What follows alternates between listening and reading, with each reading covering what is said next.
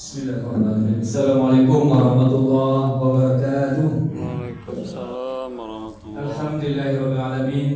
Wassalatu wassalamu ala asrofil anbiya'i wal mursalin wa ala alihi washabihi rasulillahi ajmain. Allahumma rabbi ishrah li sadri wa yassir li amri wa hlul 'uqdatam min lisani yafqahu qawli. Teman dan teman sekali, kita bersyukur kepada Allah Subhanahu wa taala yang senantiasa selalu melimpahkan rahmat dan karunia-Nya kepada kita bersama, sehingga pada hari ini kita masih diberikan kesehatan dan kesempatan untuk hadir melaksanakan kuliah kita yang salat Jumat berjamaah. Salawat dan salam untuk Nabi kita Nabi Muhammad sallallahu alaihi wasallam. Allahumma shalli wa sallim wa barik ala sayyidina Muhammad wa ala alihi washabihi ajmain. Bapak-bapak dan saudara jamaah sidang jamaah Jumat rahimakumullah. Adapun untuk agenda Jumat kita pada Jumat hari ini, waktu sholat Jumat kita hari ini masuk pukul 12 lewat 5 menit. Sekarang telah menunjukkan pukul 12 lewat 2 menit. Jadi lebih kurang 3 menit atau 2 menit lagi waktu akan masuk. Bagi bapak-bapak saudara yang masih berada di rumah ataupun dalam perjalanan, maka bersegeralah untuk menuju ke masjid demi kesempurnaan ibadah sholat Jumat kita. Bagi bapak yang telah berada dalam masjid, silakan untuk memenuhkan shaf yang lebih utama, yaitu shaf yang terdepan terlebih dahulu, agar saudara-saudara kita belakangan tidak melanggar ibadah pundak-pundak kita. Untuk khatib Jumat kita pada Jumat kali ini, insyaallah khutbah akan disampaikan oleh Mukarram, yaitu Ustaz Azka Umar RCMA. Alhamdulillah beliau telah bersama kita. Dan untuk laporan-laporan keuangan akan kita sampaikan besok seperti biasa. Dan juga kami beritahukan kepada bapak-bapak saudara yang ada berkelebihan rezeki, ya, bahwa di masjid kita sedang melaksanakan, yaitu alhamdulillah untuk pengadaan AC sudah selesai. Dan yang akan kita usahakan lagi yaitu untuk pengadaan genset dan pintu geser. Alhamdulillah sudah terpasang sebanyak 2 buah kiri dan kanan bapak-bapak. Dan untuk berikutnya akan diusahakan lagi untuk pemasangan 3 buah lagi di bagian belakang. Jadi bagi bapak saudara yang ingin berwakaf untuk pengadaan pintu geser ini, ya boleh nanti dihubungi panitia genset dan AC di Masjid Raya Al-Munawwarah. Itulah sementara untuk yang dapat kami sampaikan, dan apabila waktu telah masuk nantinya pada hati kita disilakan untuk naik mimbar. Banyak maaf, billahi taufik hidayah. Wassalamualaikum warahmatullahi wabarakatuh. Waalaikumsalam warahmatullahi wabarakatuh.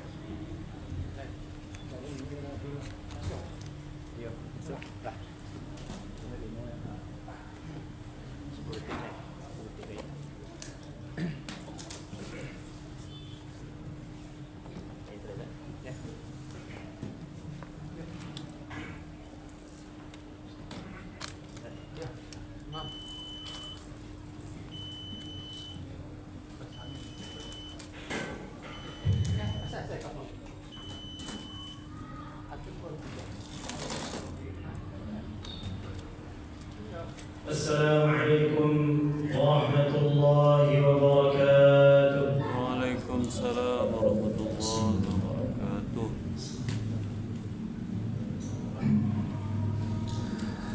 Allahu Akbar, Allahu Akbar, Allahu Akbar,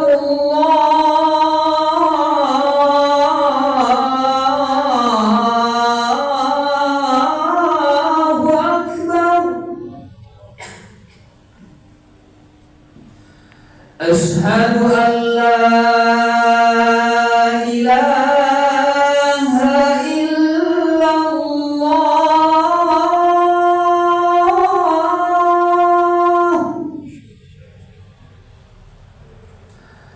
أشهد أن لا إله إلا الله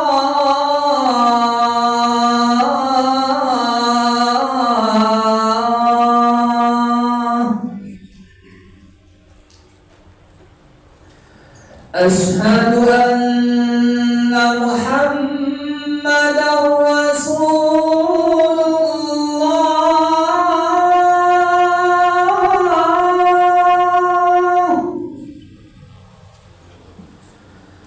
أشهد أن محمدا رسول الله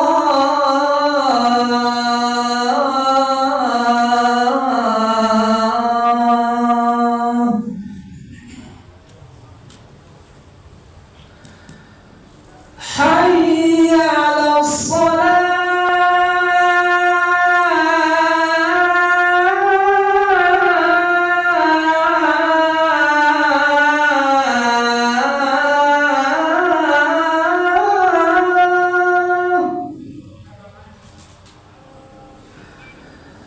حي على الصلاة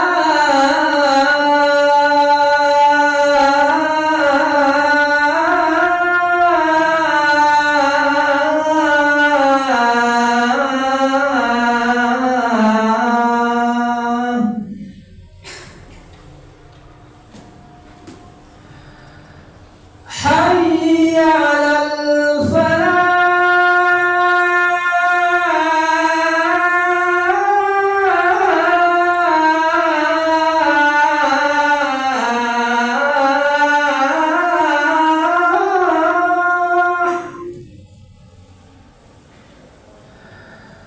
حي على الفلاح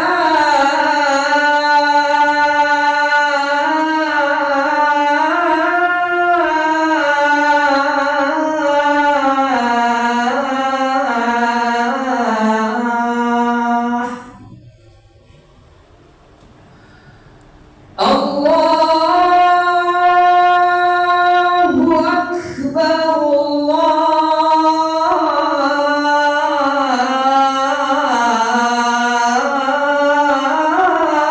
أكبر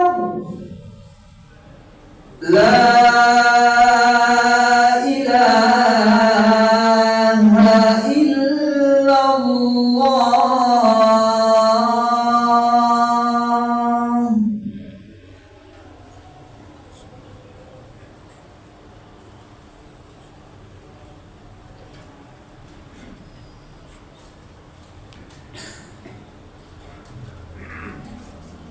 الحمد لله على إحسانه والشكر له على توفيقه وامتنانه وأشهد أن لا إله إلا الله وحده لا شريك له تعظيما لشأنه وأشهد أن محمدا عبده ورسوله الداعي إلى رضوانه بلغ الرسالة وأدى الأمانة ونصح لهذه الأمة وجاهد في الله حق جهاده حتى أتاه اليقين أيها المؤمنون الحاضرون أوصيكم وإياي بتقوى الله فقد فاز المتقون قال الله تعالى في محكم تنزيله وبقوله يهتدي المهتدون أعوذ بالله من الشيطان الرجيم يا أيها الذين آمنوا اتقوا الله وقولوا قولا سديدا يصلح لكم أعمالكم ويغفر لكم ذنوبكم ومن يطع الله ورسوله فقد فاز فوزا عظيما أما بعد فإن أصدق الحديث كتاب الله وخير الهدي هدي محمد صلى الله عليه وسلم وشر الأمور محدثاتها فإن كل بدعة ضلالة وكل ضلالة في النار kaum mukminin jamaah Jumat yang dimuliakan Allah Subhanahu wa taala. Siapakah manusia yang paling berilmu di muka bumi ini? Itulah pertanyaan yang dilontarkan oleh Bani Israel kepada Nabiullah Musa alaihissalam. Man a'lamun nas. Nabi Musa sebagai seorang nabi dan rasul, Nabi Musa sebagai kalimullah, orang yang pernah berbicara langsung dengan Allah. Nabi Musa sebagai nabi ulul azmi, salah satu dari 5 nabi ulul azmi yang dimuliakan oleh Allah. Ketika ditanya tentang hal tersebut, wajar saja beliau mengatakan saya. Inilah yang menyebabkan Nabi Musa diberikan arahan oleh Allah Subhanahu wa taala bahwa di sana ada seorang manusia yang memiliki ilmu tentang apa yang tidak engkau ketahui. Lalu dengan keinginan yang kuat, Nabi Musa alaihissalam bertanya, di mana aku bisa menemui orang tersebut? Allah Subhanahu wa taala tidak mengatakan secara spesifik, tetapi Allah Subhanahu wa taala mengatakan engkau akan menemuinya di Majma'al Bahrain, yaitu tempat bertemunya 2 laut. Dan Allah abadikan kisah ini di dalam surat Al-Kahfi dimulai dari ayat 60 ketika Allah Subhanahu wa taala berfirman mengabadikan perkataan Nabi Musa, wa idh qala Musa li fatah la abrahu hatta ablugha majma'al bahrain aw amdi huquba. Nabi Musa berkata kepada orang yang akan menemaninya. Diriwayatkan bahwa orang ini bernama Yusha' bin Nun yang telah juga akan menjadi nabi. Dia berkata bahwa kita akan berjalan terus sampai kita kepada Majma'al Bahrain, tempat bertemunya 2 laut. Kalau kita tidak menemukannya, maka kita akan berjalan terus. Walaupun kita berjalan lebih dari 50 tahun, kita akan terus berjalan agar mendapatkan ilmu. Hadirin, ini adalah kisah yang Allah abadikan tentang bagaimana keinginan kuat seorang nabi bernama Musa alaihissalam untuk menambah ilmu agamanya. Nabi Musa bukan sekadar nabi, beliau adalah nabi dan rasul. Beliau diturunkan kepadanya kitab Taurat. Nabi Musa adalah nabi yang paling banyak dikisahkan ceritanya di dalam Al-Quran oleh Allah Subhanahu wa taala. Nabi Musa adalah nabi yang pernah langsung berbicara dengan Allah. Nabi Musa adalah nabi yang telah teruji kesabarannya, lalu diangkat kedudukannya oleh Allah dibanding nabi dan rasul lainnya, sehingga beliau termasuk nabi ulul azmi. Beliau dengan semua pencapaian dan terbukanya takdir baik Allah kepadanya, beliau yang telah ditinggikan derajatnya oleh Allah, tetap ingin dan kuat keinginannya untuk menuntut ilmu. Setelah sampai di Majma'al Bahrain, Nabi Musa bertemu dengan seorang laki-laki yang dalam sejarah disebut namanya Khadir alaihissalam, yang kenabiannya diperdebatkan oleh para ulama. Tetapi lihatlah bagaimana Nabi Musa mengajarkan kepada kita adab dalam menuntut ilmu. Yang pertama adalah tawadhu', rendah hati. Apa kata Nabi Musa bertanya kepada Khadir? Qala lahu Musa, hal attabi'uka? Nabi Musa berkata kepada Khadir alaihissalam, bolehkah aku mengikutimu? Bolehkah aku? Nabi Musa baru saja berbicara dengan Allah secara langsung. Nabi Musa adalah Nabi Bani Israel, Nabi terbaik dari kalangan Bani Israel. Ketika di hadapan guru, beliau turunkan semuanya. Beliau mengatakan, bolehkah saya mengikuti? Maka hadirin yang dimuliakan Allah, agar ilmu agama kita dapatkan, kita pahami, kita ketahui untuk diamalkan, maka bersikap rendah hatilah di hadapan guru. Ketika judulnya adalah belajar, pertemuan itu bertema belajar, pertemuan itu bertema pengajian, status kita adalah murid dan ada guru di hadapan kita. Walaupun guru itu adalah mantan murid kita, walaupun guru itu adalah mantan budak kita, walaupun guru itu adalah mantan sopir kita, hal attabi'uka? Bolehkah aku mengikuti? Tawadhu', rendah hatinya seorang nabi di hadapan Khadir alaihissalam. Rendah hatinya seorang Nabi Musa, Nabi Bani Israel yang terbaik, rendah hati karena dia mau mencari ilmu. Beliau ingin mendapatkan ilmu. Hadirin, adab kedua yang diajarkan Nabi Musa adalah ketika beliau memilih perkataan attabi'uka. Hal attabi'uka, bolehkah aku mengikutimu? Kalau kita lihat dasar bahasa, mengikutimu itu bisa juga dengan hal atba'uka. Bolehkah aku mengikutimu? Tetapi Nabi Musa menggunakan istilah hal attabi'uka. Ditasydidkan tanya attabi'uka. Itu maksudnya adalah tidak sekedar mengikuti, tapi bolehkah aku mengikutimu dengan sungguh-sungguh? Bolehkah aku mengikutimu sampai selesai? Bolehkah aku mengikutimu bahkan setiap jejakmu akan aku ikuti?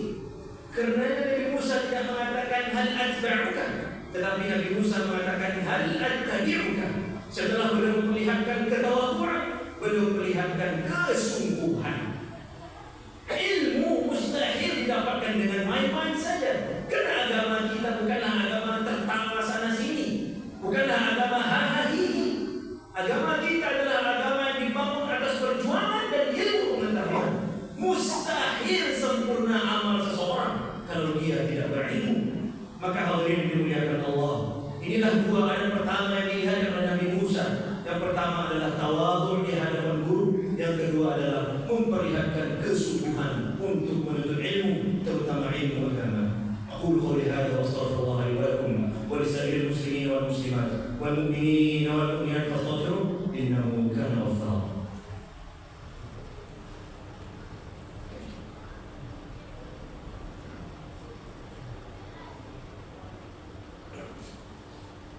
Alhamdulillah rabbil alamin. وبه نستعين على امور الدنيا والدين والصلاه والسلام على حبيبنا المصطفى صلى الله عليه وسلم وعلى اله واصحابه ومن تبعهم باحسان الى يوم الدين. ايها المؤمنون الحاضرون، اوصيكم واياي بتقوى الله فقد فاز المتقون. قال الله تعالى في القران العظيم: اعوذ بالله من الشيطان الرجيم وتزودوا فإن خير الزاد التقوى. Dan berbekallah kalian kepada Allah, berbekallah untuk kehidupan dunia dan akhirat, maka sebaik-baik bekal adalah ketakwaan kepada Allah Subhanahu wa taala. Hadirin yang dimuliakan Allah, ada ketiga yang diperlihatkan oleh Nabi Musa kepada kita dalam menuntut ilmu. Padahal beliau seorang nabi, beliau seorang rasul, beliau kalimullah, beliau ulul azmi. Ada yang ketiga yang beliau perlihatkan adalah ketika Nabi Khadir mengatakan, innaka lan tastati'a ma'iya sabra wa kaifa tasbiru ala ma lam tuhit bihi khubra. Apa kata Nabi Musa? Qala satajiduni insyaallah sabira wa la a'si laka amra. Aku akan sabar mengikutimu. Inilah adab yang ketiga dalam menuntut ilmu, sabar. Jangan mau instan, karena biasanya yang instan cepat pula hilangnya. Sabar dalam menuntut ilmu, terutama ilmu agama. Semakin lama kita belajar, semakin banyak kita dapatkan dan semakin berkualitas amal kita. Hadirin yang dimuliakan Allah, dalam Islam ilmu pengetahuan merupakan sesuatu yang basic dan mendasar. Apa kata Allah? Qul hal yastawi alladziina ya'lamun wal ladziina la ya'lamun? Apakah sama amal orang yang berilmu dengan orang yang tidak berilmu? Apakah sama orang yang berilmu dengan orang yang tidak berilmu? Apakah sama kadar keistiqomahan orang yang berilmu dengan orang yang tidak berilmu? Apakah sama tingkatan syurga orang yang berilmu dengan orang yang tidak berilmu? Apakah sama bagaimana seseorang memperlakukan orang lain ketika dibandingkan antara yang berilmu dengan yang tidak berilmu? Apakah sama seorang atasan, seorang pemimpin yang berilmu dan yang tidak berilmu? Tentu tidak sama. Di dalam hadis Rasulullah SAW bersabda, "Man salaka tariqan yaltamisu fihi ilman, sahalallahu lahu bihi tariqan ila jannah." Barang siapa yang menempuh jalan untuk menuntut ilmu, baik yang menempuh perjalanan jauh atau perjalanan singkat, tidaklah dia keluar dari rumahnya kecuali untuk menuntut ilmu, maka Allah akan mudahkan jalan baginya untuk menuju surga. Kenapa? Karena orang yang berilmu cenderung lebih banyak amalnya daripada yang tidak berilmu. Orang yang berilmu cenderung lebih baik keikhlasannya daripada orang yang tidak berilmu. Hadirin, bagaimana kita akan mengamalkan syariat ini dengan sempurna kalau kita tidak berilmu? Di mana-mana ada pengajian, terkhusus di masjid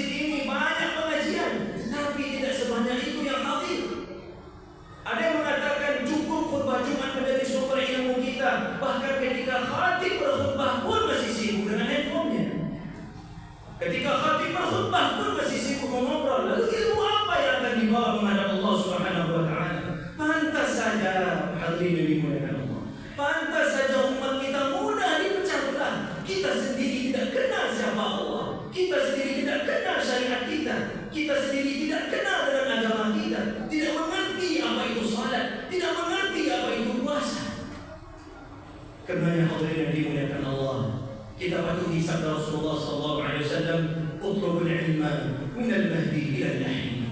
Tuntutlah ilmu agama dari buayan sampai yang lahat. Tidak ada waktu, tidak ada kata terlambat untuk menuntut ilmu. Berapapun usia kita hari ini, tuntutlah ilmu, terutama ilmu agama yang akan menyelamatkan kita di dunia dan di akhirat. ثم اعلموا أيها الحاضرون أن الله أمركم بالصلاة والسلام على حبيبه المصطفى وهو القائل إن الله وملائكته يصلون على النبي يا أيها الذين آمنوا صلوا عليه وسلموا تسليما.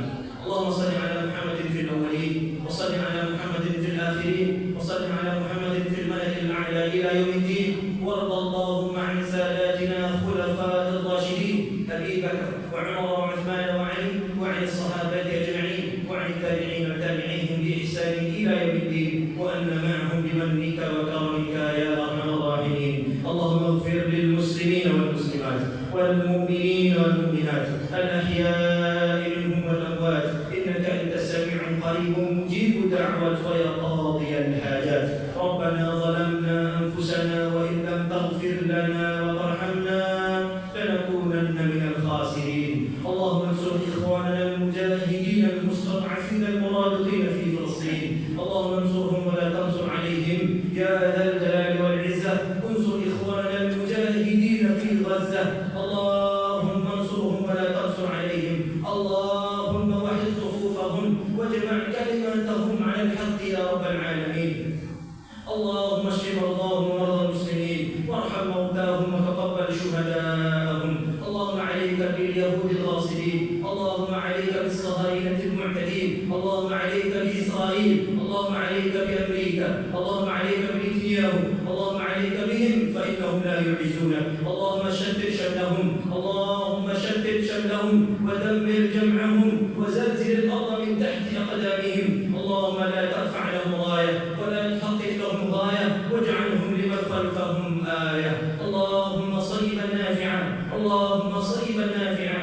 اللهم صيبا نافعا. ربنا تقبل منا إنك أنت السميع العليم وتب علينا إنك أنت التواب الرحيم. ربنا آتنا في الدنيا حسنة وفي الآخرة حسنة وقنا عذاب النار. عباد الله إن الله يأمر بالعدل والإحسان وإيتاء ذي القربى وينهى عن الفحشاء والمنكر والبغي يعظكم لعلكم تذكرون. والله يعلم ما تصنعون. أقم الصلاة.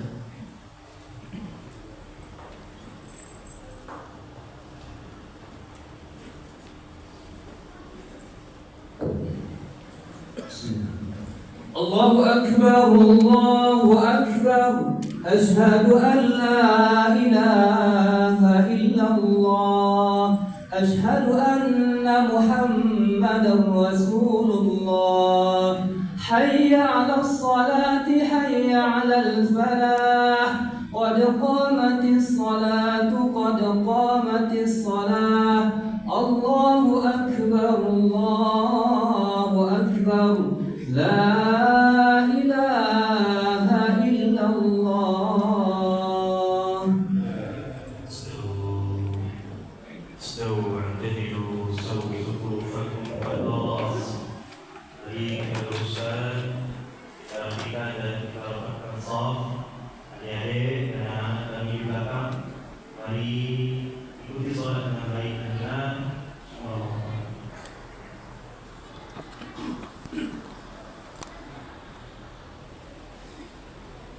Allahu Akbar.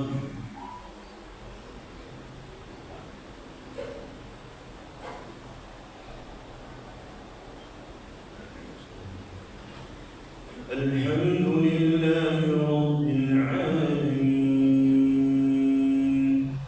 Ar-Rahmanir Rahim. Maliki Yawmiddin. Iyyaka na'budu wa iyyaka nasta'in. Ihdinas siratal mustaqim. صراط الذين أنعمت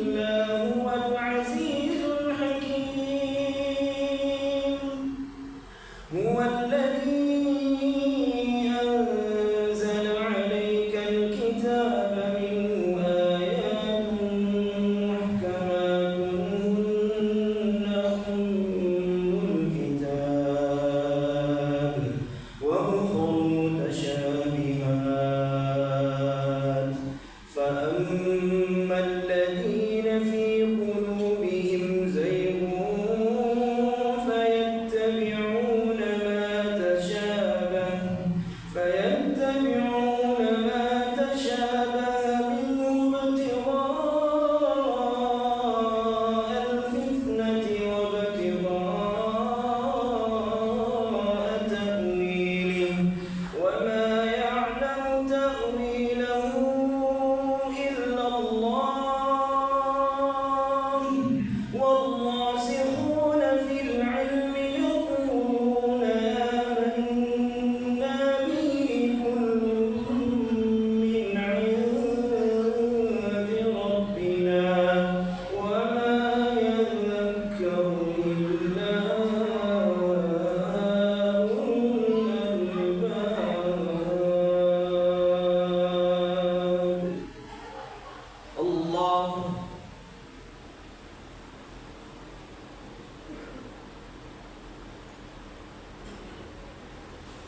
سمع الله لمن حمده.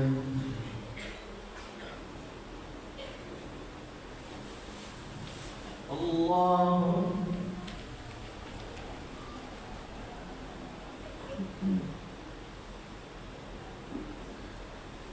الله أكبر.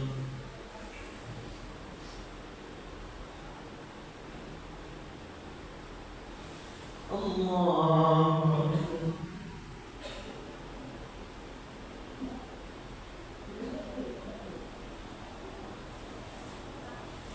الله أكبر.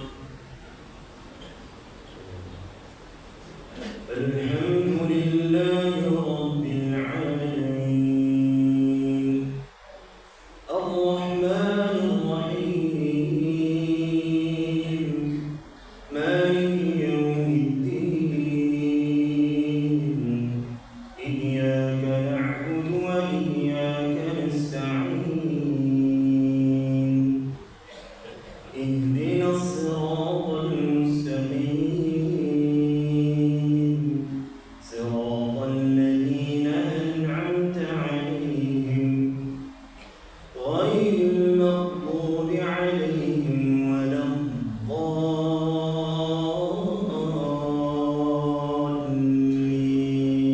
الضالين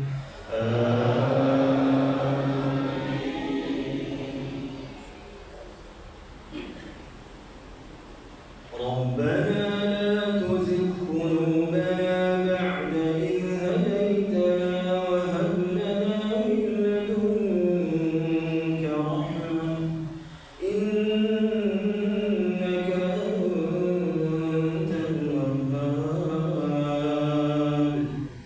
ربنا إنك جامع الناس ليوم لا ريب فيه إن الله لا يخلف الميعاد.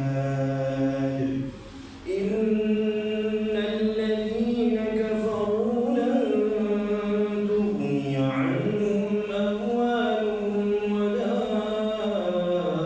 أولادهم من الله شيئا وأولئك هم وقود النار. كدأب آل فرعون والذين من قبلهم كذبوا بآياتنا فأخذهم الله بذنوبهم والله شديد العقاب. قل للذين كفروا ستغلبون وتحشرون إلى جهنم وبئس المهاد. الله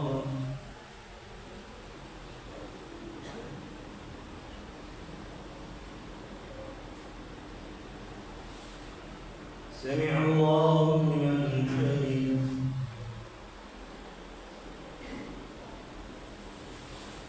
الله أكبر.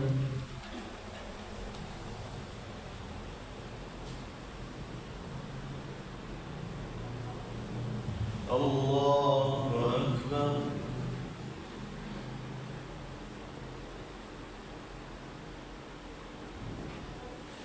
الله أكبر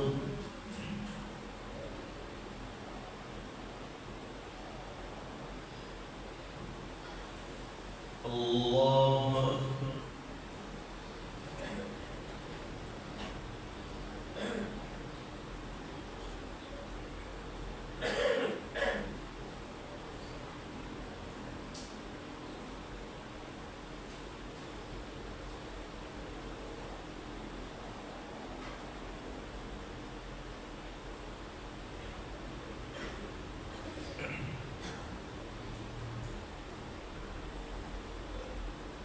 السلام عليكم ورحمة الله. السلام عليكم ورحمة الله.